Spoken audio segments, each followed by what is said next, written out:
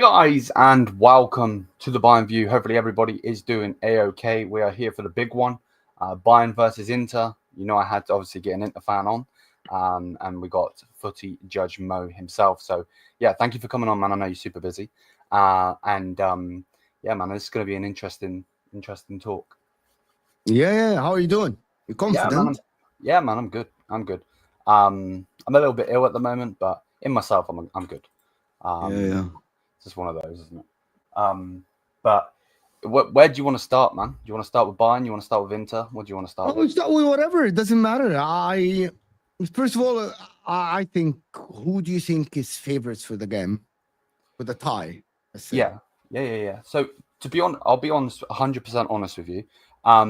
Before the injuries we just got with this international break, me and Zia were going back and forth. He said we're not winning. I said we are going to win, and I did think we would beat you, because of the attack with our defense. Obviously, you're very, very, very good with the defense. So I thought, you know what, we got Harry Kane, Olise, Musiala, so on. We'll be able to get past you, but now Musiala's out. You know, our defense is even worse than it once was. It's going to be a difficult game, especially with the way that Inter like to play, the way that Inzaghi likes to play. You know, so it's going to be a hard game, and we don't even have Manuel Neuer in either anymore.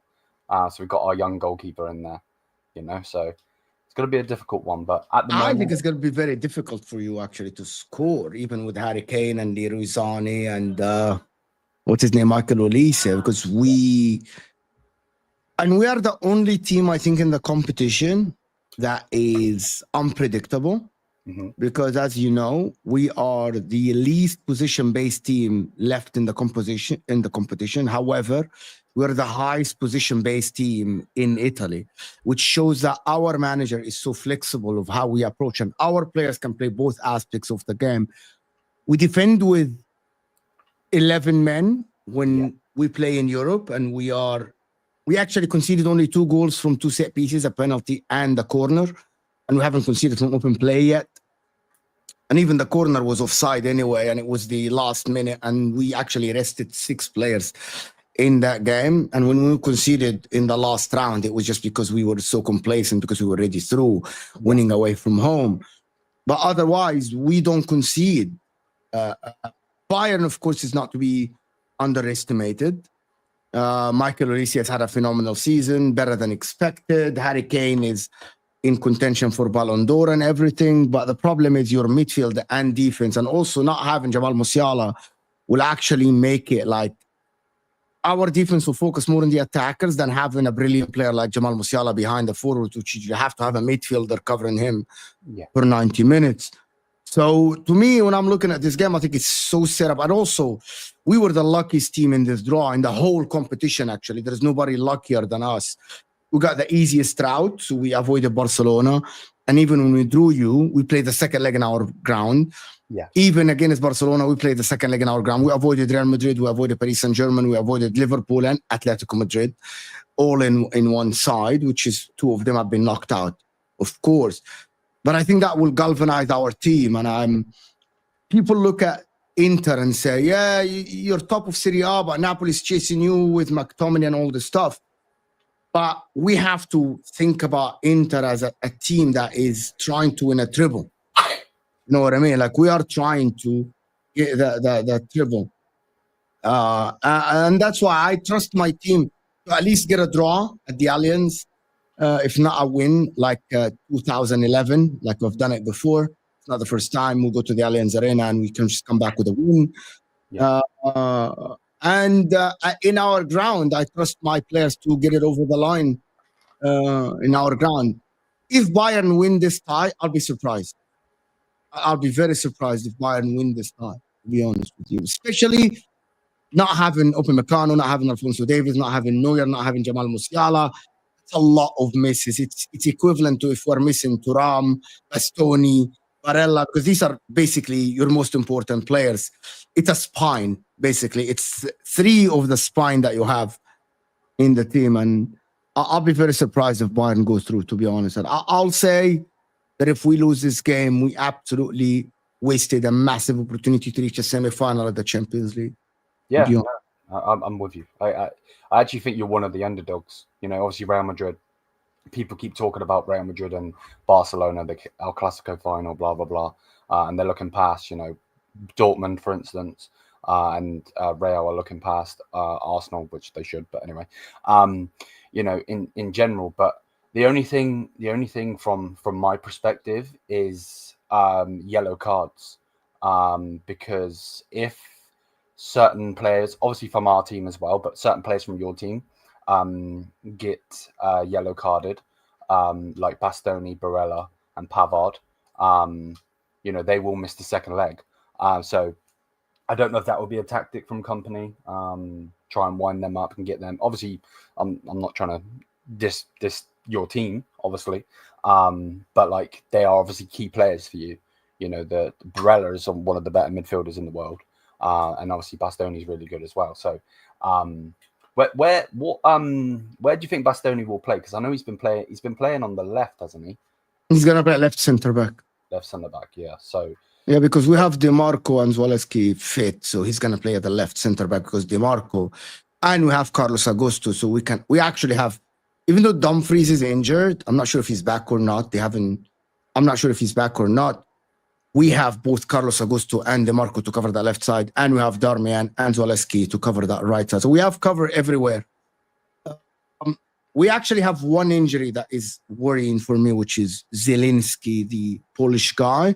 Yeah. But he should be coming back in the second game, which is why if Barella is injured, he can come in and step in. But Barella is a massive guy for us, like the way he plays.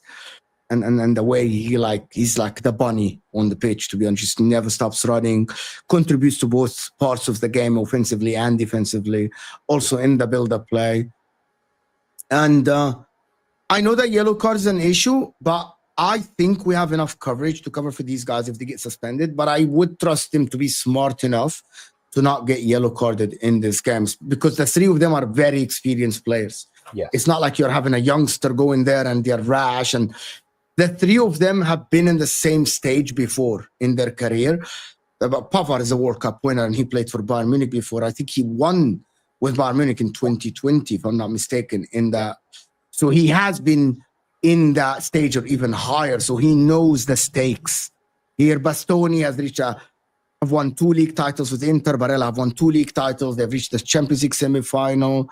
So I know that people talk about the yellow cards, but in the same time, like, I trust them that they're experienced enough and then they won't get emotional. Unless Bayern Munich like get a 2-0 lead or something, I think now we're going to see the panic a little bit. But yeah, and even with those yellow cards, though, don't get it twisted. That could backfire on us, because if Coman, Gnabry, Goretzka, Lima, or Sane, you know, we've got hella players like you. I think Coman is injured for you. Yeah, he's injured. He's got Coman is not playing, I believe. Yeah, but like that could, obviously you said on the yellow cards that you've got replacements. We don't. So if we get yellow cards, we're gonna have to play youngsters. We have replacements in every single position. They are not adequate replacements, but they are replacements that are there. The difference is we have first teamers to come in. You don't. Like, even if Bastoni gets a yellow card, we put in De Vrij, who's a Dutch international. We put Acerbi as a left centre back. Problem solved. Or we put Carlos Augusto as a left centre back, who's a Brazilian international. Like, we have seen Pavard gets injured, we can put gets yellow card, we can put De Vrij on the right side at centre back, or we even can put Bisek, who has had a brilliant Champions League. He's not been having the greatest games of late in the Serie A, but he has been having a good season for his standard. Yeah. I want to get your opinion on Inter, though. Like, as it seems like there's two different. I haven't watched too many games, but it seems like there's 2 different Inters, like League Inter and then Cup Inter. Seem like 2 different teams. Would you agree with me, or do you think I'm wrong? Yeah. Champions League Inter is more of a defensive team, a defensive style team that wins 1-0. We scored the least amount of goals of all the teams that is left in the Champions League as well, but we conceded the least. It's a completely different approach for the games, to be honest. Simone Inzaghi is kind of guy who coaches his team in 2 ways, completely different ways of playing football. And I actually take pride of that because I think it's very hard to actually set up the team in the two different styles and be top of the competition and be one of the best teams in the Champions League playing completely two different styles. It's just a testament to how good of a manager he is, in opposition to someone like Vincent Kompany, who's just a disciple of Pep Guardiola, who knows one way of playing football. And if it doesn't work, he'll get slapped. Like Vincent Kompany would still go and try to attack even if he's 2-0 up. And that leaves the team in a little bit of danger at the back. It's just, you look at this Bayern team and you think it's just a very attacking team, the way they approach games. And that is just a reflection of how the manager of Bayern is and who he was coached under in the majority of the time at his Manchester City career. You look at him and you think, I don't think that he can match Inzaghi in this thing. I don't think he should. I don't think he can, because he has one playing style that is an open book to everyone in Europe. You just know if you shut down the wingers, especially with Musiala being out, basically Harry Kane is not going to get any service, because Harry Kane thrives when the wingers crossing the ball and playing the ball from behind to him. So you just double on the wingers and basically you just shut down Bayern Munich. That is how he plays. And because if you double up on Kane and you double up on Olise, if it's Müller, Gnabry, whoever, and double up on them, you can give Sane the ball most of the time. He ain't going to score. He misses most of his opportunities. So I agree. On the adapting thing, Zia said it in the channel, I agree. Recently, he has been adapting, but again, we don't have players for him to bring on now. Obviously, you can't go man for man with Inzaghi anyway. Like you said, he's literally been playing two different styles. If that doesn't show the level of a manager, then I don't know what does, you know? So, yeah, and that's the thing. He's still learning on the job, you know? He still is learning on the job. He's still super young. Me and Zia have been saying this for a long time, why he's even got the Bayern job, to be perfectly honest with you, you know? Because any other given day, if we're both in, you know, well, Inter are doing really well at this moment, but like if you had a prime Bayern team, this would be one hell of a clash. You're first in your league, we're first in our league, and then we're going toe-to-toe in the Champions League. But for some reason, our board is just, I don't know, falling off a cliff, to be honest with you. I don't know. Like, but one of the things about Bayern Munich is that, regardless, listen, I've been watching, but I'm not sure how old you are. I've watched the final of '99, and I've watched Bayern Munich before that. Yeah. Bayern Munich as a football club, because of how dominant they are in Germany, regardless of who plays at the club, will always be a threat in the Champions League football. Yeah. Because of the stature of the club and the fan base around in the world and in Germany. So you think about Bayern Munich and you're always thinking that's a dangerous team to play. It doesn't matter. They always reach a semi-final, a quarter-final of the Champions League, a final. They're always up there with the best in the world. And this is one of the teams that, regardless of who the coach is, it's up there with Real Madrid and Barcelona on like attracting players.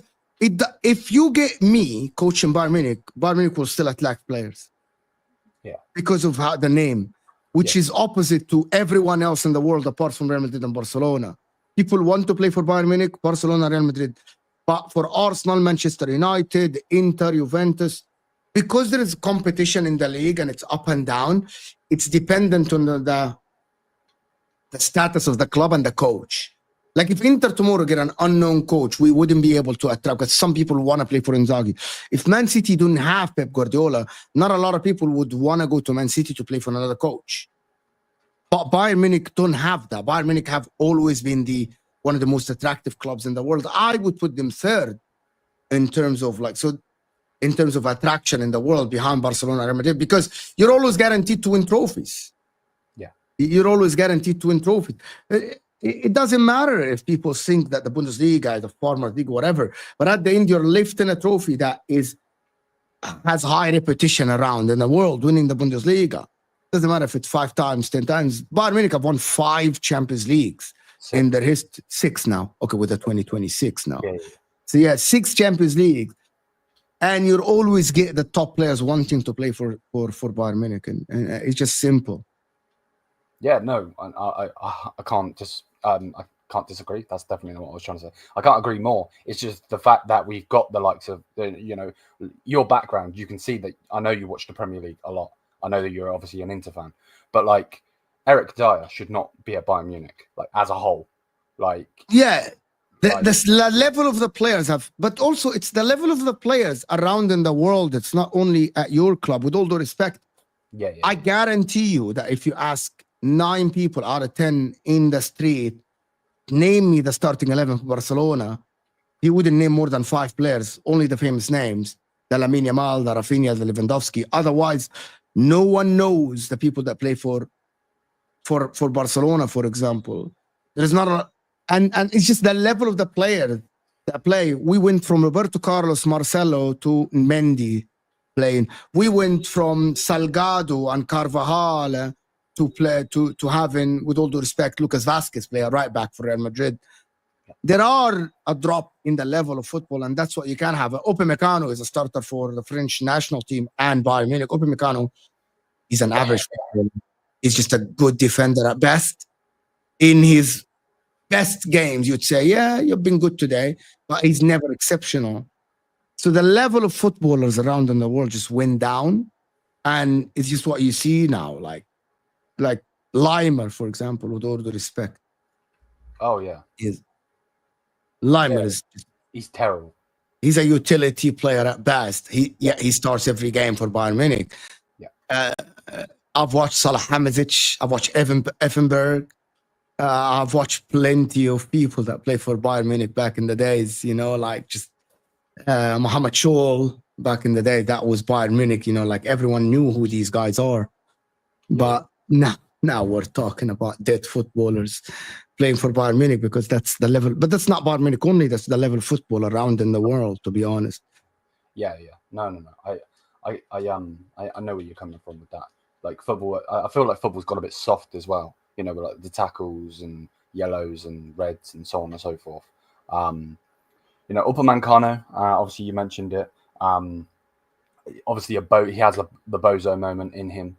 Obviously he's not going to be able to play because he's injured. I actually think he's been one of the best centre-backs in the world recently, under Vincent Kompany. I think Vincent Kompany has made him into one of the centre-backs. France were terrible without him. They then play and he was better. They were better.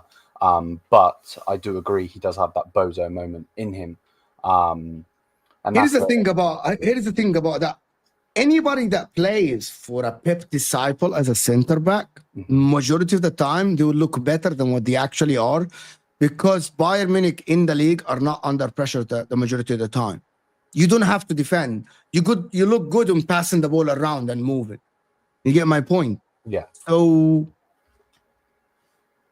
anyway, like, to be honest with you, I'm just looking at it and I'm thinking Bayern Munich, like Upamecano, if he's under another coach under pressure, would he thrive as much as he thrived under Vincent Kompany? So it's just a way of playing football now that people look better than what they actually are because they pass the ball 50,000 times. But that's a different story. Yeah, no, yeah, 1,000%. Because he's been under 2 managers and hasn't looked good. Julian Nagelsmann. Obviously, he played for Julian Nagelsmann before coming to Bayern, and was the player that everyone wanted. Arsenal were looking at him, various teams were looking at him. Obviously, we got the release clause and so on. And yeah, he wasn't very good at Bayern at that point. Then obviously Thomas Tuchel come in, and he wasn't even playing. That's why he brought Eric Dyer in. And then recently, obviously, he's picked up form. But yeah, other than that, it's one of those. Where do you see, like, what's your threat in the game though? Obviously, I know counter-attack, transition, counter-attack. Marcus Thuram. None of your defenders can match Marcus Thuram's physicality and the wing backs. The problem with the Bayern system is that you play 4 at the back and 2 DMs, not 2 8s, and that exposes the sides. And we have wing backs, so that means you're always gonna have your thinner back and the right back or the left back tucked in to cover 2 strikers. It's not like old days when you have 1 striker and the 2 center backs occupy and the 2 fullbacks cover a winger. It's all about the wing backs. Unless Sane and Olise defend and come back with them, you'll always have the space for our wing backs, and that is the threat. The wing backs and Marcus Thuram on the transition. That is what I don't think that tactically tactically, Vincent Company should do something about it, but I'm not sure if he can though. Vincent Company is one of these guys that is like Pep. They like to think that the opposition will adapt to them rather than them trying to do tactical adjustments to adapt to the opposition. It's the pride thing of the position-based football that we have seen lately in world football. And I'm not sure if he's going to be able to do that. You know what I mean? Like, I'm not sure. I get you. And especially with you know, obviously you pushing with the wing backs. Our fullbacks are, you know, we don't have Alphonso Davies. Kimmich won't play at right back because he wants to be a 6. Even though he's not a 6. So you're going to have Lyon in there, who we've just discussed. He's terrible. And then, I don't know, Guerrero. I hope he doesn't play Guerrero. I don't think he's good enough, in my opinion. You would rather him play Stanisic? Yes. Because he's I feel like he's an actual defender. Like he's just too slow. I would say he was quicker than Guerrero, though. Really? Yeah, I think Guerrero is quick. The thing about Guerrero is a so offensive player. Yeah, it's a very offensive fullback that thrives at a wing back system as well. And a back four is just tougher for him to cover both aspects of the game going forward and at the back. And just I think that's why he's been so poor at Bayern as well, because he's not a left back. You know, he is a wing back, like you just said. So that's why. You know, it's going to struggle in that aspect of the game. But yeah, realistically, your players are going to lock up Harry Kane. He's not going to be able to get any service unless somehow, some way, Serge Gnabry turns back into 2020 Serge Gnabry. Why is Serge Gnabry playing? I thought it was Olise and Sane. So I don't know if he'll go with Thomas Müller up the middle, where Musiala plays. So I don't know if he'll push Olise into the middle and then play Sane on the left or the right, and then whichever position's free, that's when Gnabry will play. Because I would love Müller to play. I think Müller's smart. Obviously, he's not the Müller of old. He's obviously getting a lot older, slower, and so on. But for me personally, I feel like he's traumatized by Inter twice back-to-back in 2010 and 2011. Yeah. He thought he won the game in 2011 first leg, and then we just come back from the dead just to win the game at the Allianz. I remember that. No. He's one of the best players. But by the way, just Müller is one of the best players to ever play the game, but people don't talk about it enough. And the reason why he's the smartest player. How can he be that average as a footballer in terms of ability, and every coach just choose you? You must be doing something exceptional outside of dribbling or shooting or being quick. You must be the smartest player to ever play the game. Ever play the game. There is no one smarter than him, to be honest. Like, every coach comes into Bayern Munich, even Pep Guardiola is like, I'm going to play this guy. I'm just going to play this guy. He's so smart, and people don't talk about him enough. I think he's the smartest player to ever play the football game, ever. In the modern eras, as far back as I can remember, nobody is smarter than him, to be honest, in football. Yeah, no, I can't think of anyone off the top of my head that's been like an average player, but you know, he hit the top level. But yeah, it's IQ, 100%. It's IQ, you know, because he doesn't have the talent of a Messi. You know, he doesn't have. He doesn't have the talent of a Goretzka or a Kimmich. Yeah. In his position as an attacker, he doesn't have any dribbling ability, any quickness, even the physicality. He's not Harry Kane in terms of strength, for example. Yet he was ridiculous. He's ridiculous. He's always a danger. He's always a danger, to be honest. So Müller. If he does play him, then I want him to play him, by the way. But if he doesn't play him, it will most likely be Olise pushing through the middle, which I know he plays there for France at times, but his best position's out on the right. No matter if I actually think that's too attacking. If you put Olise in the middle and Gnabry on that right side, that's too attacking. He's too attacking for me. No, to play like this is just you're having 4 players that are not. Because basically the 4 players are 100% offensive, 0% defensive players. zilch, zero. Yeah. And I'm like, you cannot have that on the football pitch lately, like especially with how football is being played right now. Like just zero defensive for 4 players. Like you will always be defending at maximum with 6 players. That wouldn't work in football. No, I'm not going to disagree with you. Me personally, I would actually play Müller through the middle, and then I wouldn't play Gnabry.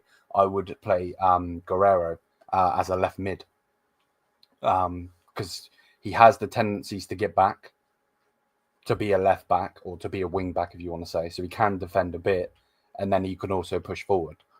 But I don't think Company will do that, because again, he has one style of play, like you've said. You know, that one style of play is to attack. You know, so in that it's going to be a difficult game. But he needs to pick the right team, because even if like 2 of our players get yellow carded, like we said earlier, you know, they missed the second leg, and it's bad enough that the second leg is going to be at your stadium. You know what I mean? So, you know, the San Siro is obviously going to be rocking for that game.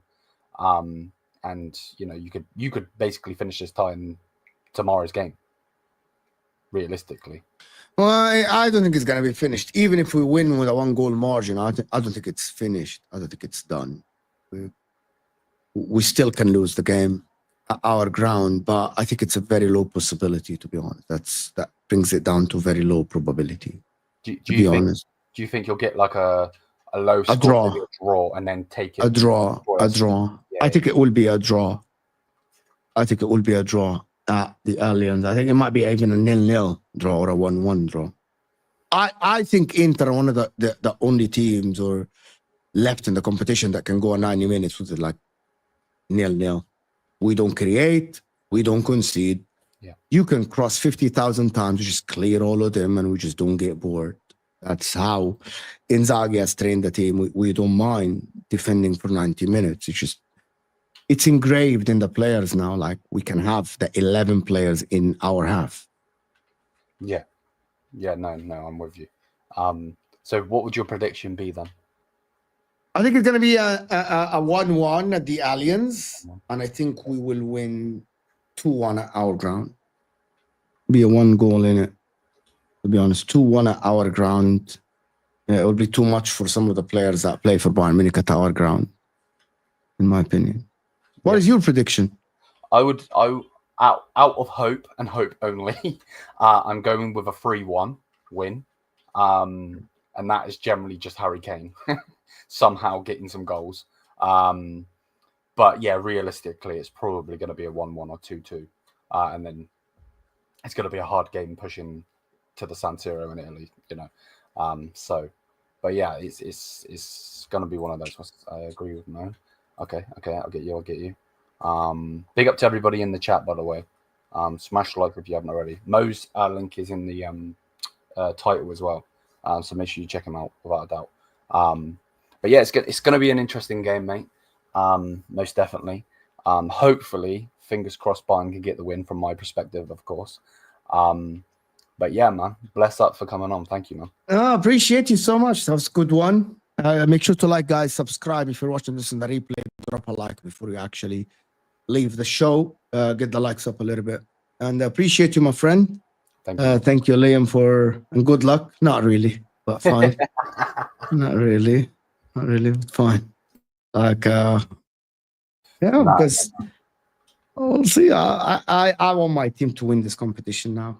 Be the force, just be separated from the people that have threes, like the Man Uniteds and these people, you know. Like, just I want to move on to the other category, the 4, 5s, and 6s and stuff like this. Yeah. To be fair, I want to work like that, to be honest, to get away from Liverpool, sorry. Liverpool got the same as us. But yeah, big up to everybody in the chat, though. Yeah, man, we're going to get out of here. Again, big up to Mo. And yeah, I'll see you guys. See ya. Peace.